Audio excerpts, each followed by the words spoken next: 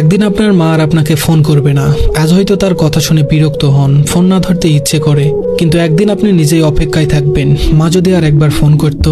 একদিন কেউ আর বলবে না, তোর মুখটা কেন শুকনো লাগছে, কিছু খেয়েছিস তো? যে মানুষটি নিজের সবকিছু বিসর্জন দিয়ে আপনার মঙ্গল চেয়েছে, নিঃস্বার্থভাবে ভালোবেসেছে, সে আর থাকবে না। আপনি চাইলেও আর সেই ভালোবাসার ছাই ফিরে যেতে পারবেন না। একদিন আপনার ভুলগুলোর জন্য কেউ আর শাসন করবে না। আজ হয়তো রাগ লাগে, বিরক্ত হন, কিন্তু সেই শাসনই একদিন অভাব হয়ে বুকে চেপে বসবে।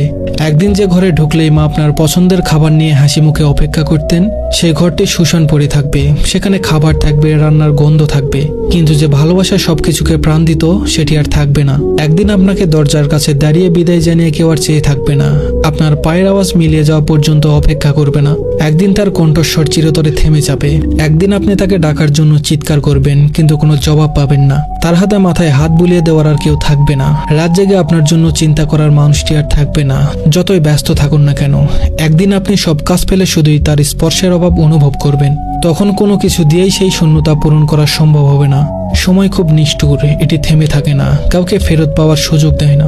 একদিন শুধু স্মৃতির মধ্যে তাকে খুঁজতে হবে, তার পুরনো গলার স্বর রেকর্ডে শোনার চেষ্টা করতে হবে, পুরনো ছবিগুলো হাতে নিয়ে বোবা কান্না করতে হবে, কিন্তু কিছুই আর ফিরবে না, কেউ আর ফিরে আসবে না।